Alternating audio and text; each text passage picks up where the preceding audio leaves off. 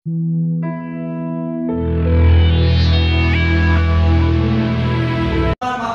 आम्ही मागणार आहोत. दुसरा सर्वात महत्त्वाचा मुद्दा आहे सातवी याच्यामध्ये की ओबीसी लोकांची जातीय जनगणना आमच्या देशात होत नाही. 1878-71 पासून आमच्या देशामध्ये ओबीसी लोकांची जनगणना होत केली जात होती. म्हणजे पुन्हा भारतामध्ये आमची जनगणना होत होती. आझाद भारतामध्ये आमची जनगणना होत नाही. चला विचार करावा लागेल की आम्ही या देशामध्ये खरोखर आझाद आहोत. म्हणजे पुन्हा भारतामध्ये ओबीसीची जनगणना होत होती. ज्या वेळेस या देशामध्ये आम्हाला संधी मिळेल ओबीसी जनगणनेचा मुद्दा अनेक वर्षापासून मान्यवर वामन मेश्राम साहेब यांनी हा मुद्दा लावला आणि संपूर्ण देशामध्ये आम्ही आंदोलन केलं. ज्याही वेळेस आम्हाला संधी भेटेल आणि संधी भेटल्यानंतर आम्ही संपूर्ण देशाची जनगणना करू आणि जशी जनगणना करू तसं एका घंट्यामध्ये ओबीसीला संख्येच्या प्रमाणात आरक्षण जाईल. या देशामध्ये ओबीसीचं प्रमाण 52% आहे. ओबीसी दादा जागा हो या देशाचा राजा हो. या देशामध्ये ओबीसीचं प्रमाण 52% आहे साथीओ. आणि त्या ओबीसीचं प्रमाण 52% असताना सुद्धा तो कुठे जातो? तो मंदिरामध्ये घंटा आला जातो. सांगताना शोकांतिका वाटते. मंडलचं आंदोलन चालू होतं. हम जो लोग हैं हम अच्छे बोलने वाले लोग नहीं, हम सच्चे बोलने वाले लोग हैं. क्योंकि अच्छे बोलने से सामाजिक परिवर्तन नहीं होता है. मंडल आयोगाचं आंदोलन चालू झालं आणि मंडल आयोगाच्या आंदोलनामध्ये ज्या ओबीसीला 52% आरक्षण मिळणार होतं, लागू होणार होतं, त्या मंडलला डायव्हर्ट करण्यासाठी लालकृष्ण अडवाणींनी कमंडल यात्रा काढली आणि ओबीसी या मंडलकडे जायला पाहिजे होता. तो कमंडलकडे गेला आणि बाबरी आंदोलनाचा मुद्दा आला आणि बाबरी आंदोलनामध्ये आमचे 60,000 ओबीसीचे मुलं मारले गेले. म्हणून ज्या वेळेस आपल्या या देशामध्ये संधी भेटेल आणि संधी भेटल्यानंतर आम्ही या ओबीसी आंदोलनाचा आणि ओबीसी जनगणनेचा विषय आम्ही या देशामध्ये लागू करू. दुसरा सर्वात महत्त्वाचा मुद्दा की एससी आणि एसटी ला आमच्या देशामध्ये आता क्रिमिनल लावलं गेलं. इथली शासनकर्ती जमात हे 3.5% लोक सांगतात की आम्हाला एका देशामध्ये भारताचं संविधान संपवायचं आहे आणि आमचे लोक सांगतात की भारताच्या संविधान सवाल आहे. 9 ऑगस्ट 2018 दिल्ली जंतर मंतरला श्रीनिवास पांडे आणि त्यांच्या सहकार्याने भारताचं संविधान जागलं. यांना माझा सवाल आहे की तुम्ही किती लोकांचे हातपाय तोडले? हे भारत मुक्ती मोर्चाचं संघटन होतं. भारत मुक्ती मोर्चाच्या संघटनेच्या माध्यमातून आम्ही संपूर्ण देशामध्ये आंदोलन चालवलं आणि आम्ही समाजामध्ये जनजागृती केली. आज वर्तमानमध्ये साथीओ आमचं आरक्षण संपवण्याचं षडयंत्र, संवैधानिक हक्काधिकार संपवण्याचे षडयंत्र आज आमच्या देशामध्ये जर लागू करत असेल, हम बाबा के बच्चे सच्चे और अच्छे हैं तो हमने संविधान बचाने के लिए रस्त्यावरची लढाई लढली पाहिजे. नाहीतर काय होईल? घरात सडून मारण्यापेक्षा कधी रस्त्यावर लढून गेलेलं बरं. कारण की सगळ्याला काय होईल? लोक येतील मुसलत्या आणि स्मशानात घेऊन जातील. पुत्र बाबा असा गुंडा, त्याचा तिन्ही लोकी झेंडा, त्याच्यातला एक वैचारिक गुंडा आहे. म्हणून साथीओ घरात बसून सडून मारण्यापेक्षा कधी रस्त्यावर लढून गेलेलं बरं. आज आमच्या देशामध्ये अनुसूचित जाती आणि जनजातीचे जे संवैधानिक हक्काधिकार संपवले तर जात असेल तर संसदमध्ये आमचे लोक असणं गरजेचं आहे. पुणे करार जेव्हा लागू झाला, पुणे कराराच्या माध्यमातून भारतरत्न डॉक्टर बाबासाहेब आंबेडकर म्हणाले होते कि पुन्हा पैक्ट के माध्यम से दलाल एजेंट और भड़वों का निर्माण हुआ. आता त्यांना घरी पाठवण्याची वेळ आलेली आहे. कारण की तुम्हाला आणि आम्हाला जो मताचा अधिकार आहे हा साधा सुद्धा अधिकार नाही. आमच्या लोकांना हा प्रौढ मताधिकार होता. आमच्या लोकांना सांगितलं की हा मताचा अधिकार आहे, हा मतदानाचा अधिकार आहे. साथीओ हा हे मतदान शब्द नाही, हा प्रौढ मताधिकार आहे. आणि हा फक्त बटन दाबण्याचा अधिकार नाही, हा राजा बनवण्याचा अधिकार आहे. भारतरत्न डॉक्टर बाबासाहेब आंबेडकर म्हणाले होते की या देशामध्ये राणीच्या पोटातून राजा निर्माण होत होता. तो लुडा असेल, लंगडा असेल, पांगडा असेल, त्याला राजा होण्याचा अधिकार होता. भारताचं संविधान लागू होण्याच्या पूर्वी या देशामध्ये राणीच्या पोटातून राजा निर्माण होत होता. भारतरत्न डॉक्टर बाबासाहेब म्हणाले त्या राणीचं मी आता ऑपरेशन केलं. आता या देशामध्ये राजा मतपेटीतून बनेल आणि मताच्या माध्यमातून, प्रौढ मताच्या माध्यमातून तुम्ही तुमचे खरे प्रतिनिधी संसदमध्ये पाठवले पाहिजे. तुमचे खरे प्रतिनिधी जर तुम्ही संसदमध्ये पाठवले तर तुमच्या हक्क अधिकाराची तिथे लढाई लढतील. फक्त आता एकच सांगतो की आम्हाला या राष्ट्रीय परिवर्तन मोर्चाच्या माध्यमातून येणाऱ्या काळामध्ये आपल्याला हा आवाज बुलंद करायचा आहे आणि आवाज बुलंद करून तुमच्या आणि माझ्या रक्तामासाचा जो माणूस आहे त्या नेतृत्वाच्या मागे आम्हाला उभा राहायचं. कारण की ग्रेट नेतृत्व जे असतं जे उद्देशाप्रती काम करतं ते उद्देशापर्यंत नेतृत्व घेऊन जातं. आमचे लोक भलत्याच लोकांकडे जातात आणि मग आमचा सत्यानाश होतो. असं नाही झालं पाहिजे. म्हणून साथीयो, येणाऱ्या काळामध्ये आपण या राष्ट्रीय परिवर्तन मोर्चाच्या माध्यमातून जी बीएमपीच्या सपोर्टमध्ये जे जे आंदोलन होईल या आंदोलनाला आपण तन मन धनाने सहकार्य कराल अशी आशा आणि अपेक्षा बाळगतो. आणि मला तुम्ही ऐकून घेतलं त्याबद्दल सर्वांचे आभार मानतो. जय मुंबई निवासी, जय हिंद. धन्यवाद राजूभाऊ खरे, जळगाव जिल्हा अध्यक्ष, बहुजन मुक्ती पार्टी या राष्ट्रीय पार्टीचे जिल्हा अध्यक्ष आहेत. अत्यंत प्रकाशित त्यांनी विचार मांडले. येणाऱ्या वक्त्यांना माझी विनंती असेल की आपल्याला साहेबांना ऐकायचं आहे साहेब, त्याच्यामुळे त्यांनी कमीत कमी वेळेचा वापर करावा. तर पुढील वक्ते जे आहेत आदरणीय प्रशांत बोरकर दादा, ओबीसी जनकल्याण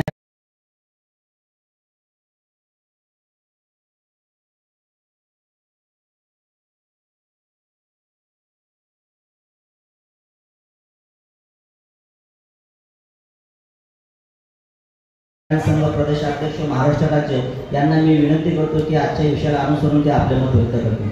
आदरणीय प्रशांत दादा बोरकर.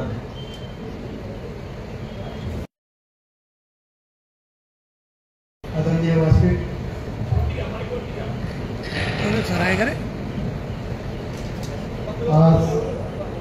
आज जो उद्देश आहे आपला, पहिलंच जे लिहिलेलं आहे कॉम्प्लेटवर की बहुजन शासक होणं, की बाबासाहेब आंबेडकरांनी जे म्हटलं होतं की जोपर्यंत आपण सत्तेमध्ये सहभागी होऊ शकत नाही तोपर्यंत आपण कोणत्याही प्रकारचं आपला जो न्याय आहे, आपले हक्क आहे ते मिळू शकत नाही. आज आपण पाहतो आहे की हे जे सरकार आहे की आपली जी संख्या आहे त्या संख्या, तुम्ही म्हणाल पशुगणना होत्या, घोरांची गणना होते, परंतु आपल्या लोकांची गणना होत नाही. कारण जे 3-3.5% लोक आहेत ते 10% बाकडे खातात आणि ज्या ओबीसी मध्ये 450-500 लोक आहेत त्यांना फक्त 17 बाकड्या मिळतात. तर हे साधं उदाहरण आहे तुम्हाला. जसं रेल्वेमध्ये एक आरक्षण असते की जो पहिले पाव, तर तशा प्रकारचं हे आरक्षण झालेलं कोटामध्ये तुम्हाला ईवीएम की पैदावार नाजायज नापाक, अरे बोलो नापाक औलाद है, नापाक सरकार है. मैंने डायलॉग कहा था साहब मेरे चैनल के जरिए से कि जैसे आपने कहावत सुना होगा, तोते की जान पिंजरे में, सुने रहिए डायलॉग, तोते की जान पिंजरे में. तो मैं कहता हूं कि मोदी की जान ईवीएम में, तोते की जान पिंजरे में, ऐसे ही मोदी की जान, अरे बोलो. तो हमको यहां तय करना है कि जब तक के ईवीएम को हटाया नहीं जाता तब तक के हम संगठित होकर लड़ाई लड़ते रहेंगे. और आखिरी बात ये भी कहूंगा, जो मेरे यारों ये जो बैठे हैं ना, इनके षड्यंत्र को समझो. में हिंदू मुसलमान का मामला ज्यादा चल रहा है. तो हिंदू मुसलमान का मामला क्यों चलाया जाता है? कभी हमारे लोगों ने सोचा? नहीं सोचा. बताता हूं कि हिंदू मुसलमान का मामला क्यों चलाया जाता है. साथियों, ब्राह्मणों की संख्या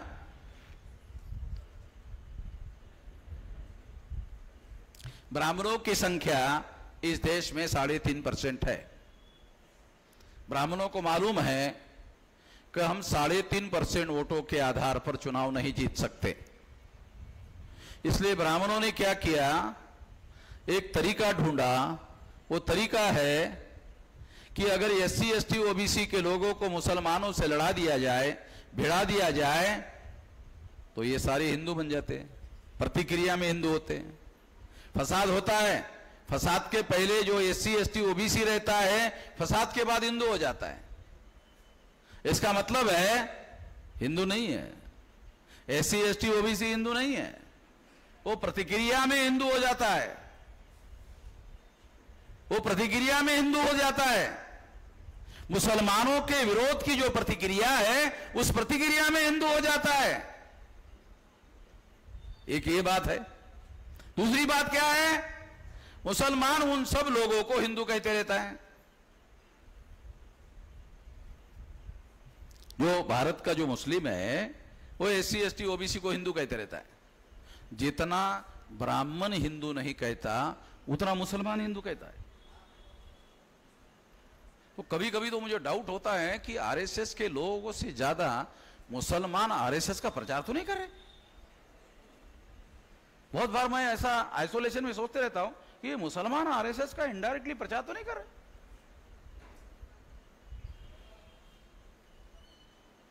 तो बहुत सोचने के बाद मुझे पता चला कि नहीं, मुसलमान ऐसा नहीं कर रहे। मुसलमानों को ये समझ में ही नहीं आ रहा है कि ये SC ST OBC क्या होता है।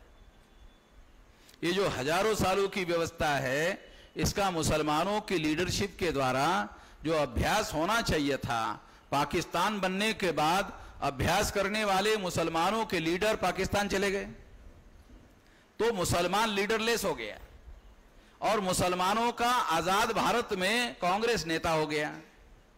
कांग्रेस के नेता मुसलमानों के नेता हो गए। कांग्रेस के नेता ब्राह्मण थे और ब्राह्मणों ने मुसलमानों को जो समझाया, भारत में रहे मुसलमानों को जो समझाया, वही मुसलमानों ने समझा, वही मुसलमानों ने माना। मगर ये बात सही नहीं है कि SC ST OBC के लोग हिंदू है। SC को संविधान के अनुसार शेड्यूल कास्ट के नाम पर अधिकार मिले हैं, हिंदू के नाम पर नहीं है। क्या मुसलमानों को पता है? शेड्यूल कास्ट को एजुकेशन के लिए रिजर्वेशन, सर्विसेज के लिए रिजर्वेशन और पॉलिटिक्स के लिए रिजर्वेशन, ये रिजर्वेशन शेड्यूल कास्ट के नाम पर मिला हुआ है, हिंदू के नाम पर नहीं मिला हुआ।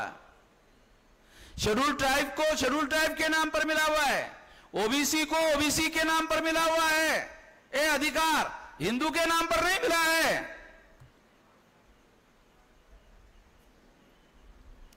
क्या मुसलमानों को हिंदू धर्म के ग्रंथों के बारे में पता है? हिंदू धर्म के जो धर्म ग्रंथ है वो सारे ब्राह्मणों के धर्म ग्रंथ है। तो ब्राह्मणों के धर्म ग्रंथ हिंदुओं के धर्म ग्रंथ कैसे हो गए? क्या पता है मुस्लिम लोगों को कि जो ब्राह्मणों के धर्म ग्रंथ है, वेद, श्रुति, स्मृति, पुराण, रामायण, महाभारत, गीता, सारे के सारे ब्राह्मणों ने लिखा। एक भी गए ब्राह्मण नहीं है जिन्होंने ये लिखा। ये ब्राह्मणों के द्वारा ब्राह्मणों के लिए लिखे हुए, और उसमें एक प्रमुख सिद्धांत है वर्ण व्यवस्था का। वेद, श्रुति, स्मृति, पुराण, रामायण, महाभारत, गीता, सारे धर्म ग्रंथ वर्ण व्यवस्था का समर्थन करते हैं। कितने मुसलमानों को पता है? पता नहीं है। और अगर वर्ण व्यवस्था का समर्थन करते हैं तो ब्राह्मणों ने इसे वर्ण व्यवस्था का समर्थन करने के लिए लिखा, तो ये ब्राह्मणों के धर्म ग्रंथ है। ये SC ST OBC के धर्म ग्रंथ कैसे हो सकते हैं जिसमें उन्होंने उनको गुलाम बनाया? वर्ण व्यवस्था में जो शूद्र वर्ण के लोग हैं ऐसा ब्राह्मण कहते हैं, वही आज के तारीख में OBC है। आजादी मिलने के बाद OBC के लोगों को ब्राह्मणों ने हिंदू के भ्रम में रखा। इसी वजह से OBC के लोगों को आरक्षण मिलने के लिए 92 में आरक्षण मिला, ब्राह्मणों के भ्रम में और झांसे में रहने की वजह से। जो SC ST के लोग बाबा साहब आंबेडकर के प्रभाव में थे, उनको आरक्षण का अधिकार 26 जनवरी 1950 से मिल गया, और उनके IAS, IPS, IRS अधिकारी पदाधिकारी हो गए।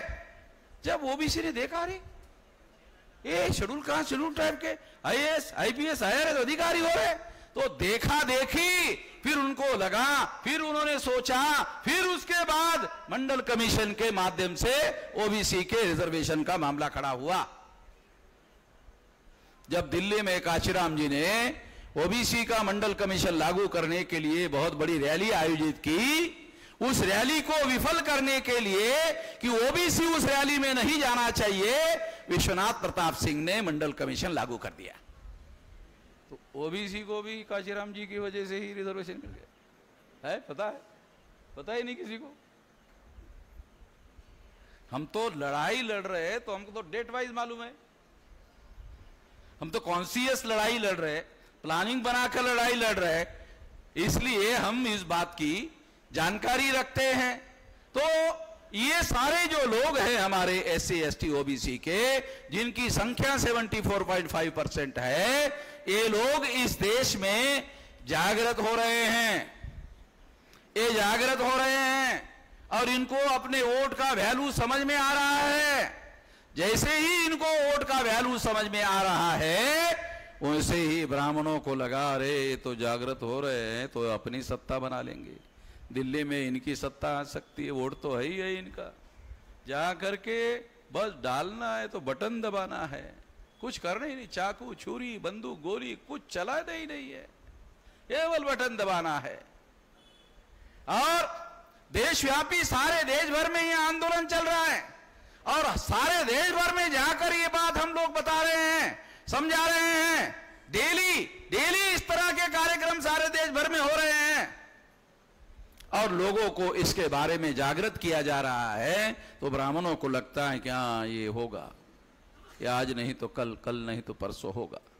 तो ब्राह्मण जो है अपने बेटे बेटियों को विदेश में पढ़ने के लिए भेजते हैं, ब्राह्मण अपने बेटे बेटियों को विदेश में पढ़ने के लिए भेजते हैं, फिर उनको कहते हैं बेटा अच्छी नौकरी उधर मिल जाए उधर ही रह जाना, इधर कुछ नहीं है, इधर अपना कुछ नहीं है, और तेरे को अच्छी नौकरी मिल जाए और वहां रहने की कोई व्यवस्था हो जाए और घर अच्छा हो जाए तो हम माँ बाप तुम्हारे, अगर उनको भी रहने की जगह हमको भी बुला लेना, यहाँ कुछ है नहीं, हमारा कोई भविष्य नहीं है।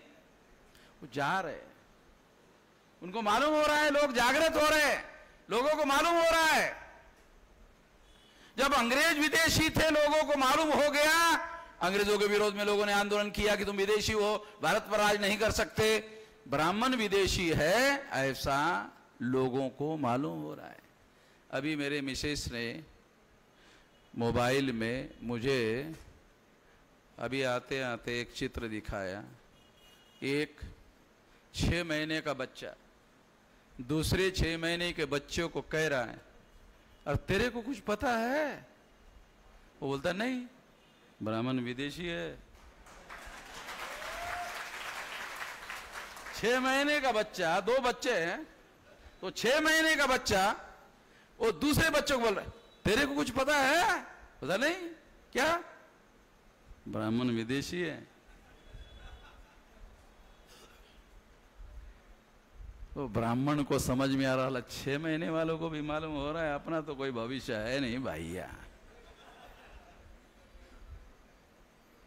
साथियों, तो मेरा ऐसा मानना है कि ज्यादा समय नहीं है, 2030 तक ये 6 लाख गांव का आंदोलन हम लोग बना लेंगे।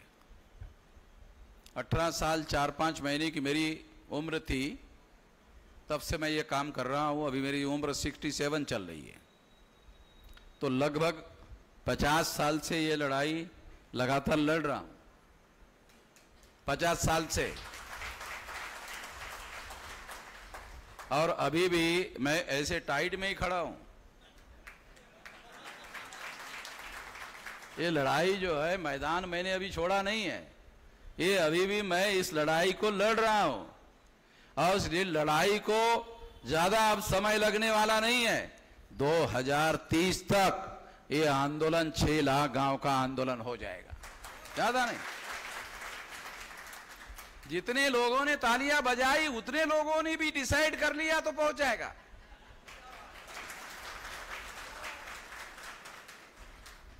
साथियों, हम लोगों को कोई हिंसा नहीं कर रहे, देश हमारा है।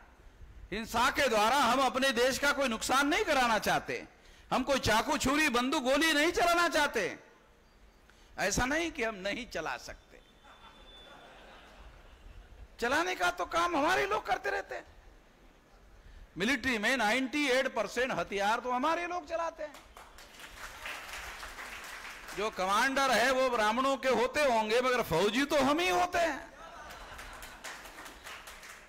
चाइना के विरोध में अभी भी बॉर्डर में लड़ना हो, -डिग्री टेम्परेचर में, पाकिस्तान के विरोध में लड़ना हो तो हमारे ही लोग लड़ाई लड़ते हैं।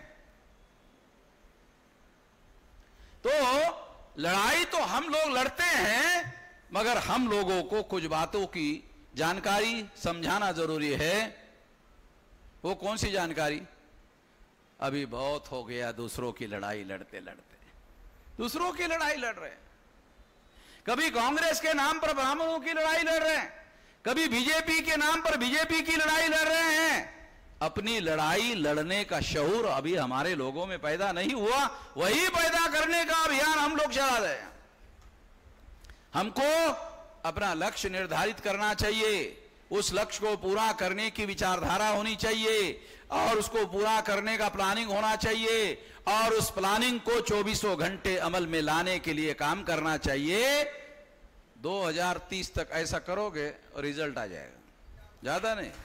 2030 अगर कोई बुढ़ा आदमी मेरी सुन रहा है, वो मरेगा नहीं, बोलेगा 2030 तक मैं भी देख लेता हूं। अगर बुढ़े ने मेरी सुन लिया, बोलता है मैं भी अभी जाने वाला नहीं हूं, 2030 तक तो रहने वाला हूं। तो क्यों ऐसा कह रहा हूं? उम्मीद पर दुनिया कायम होती है।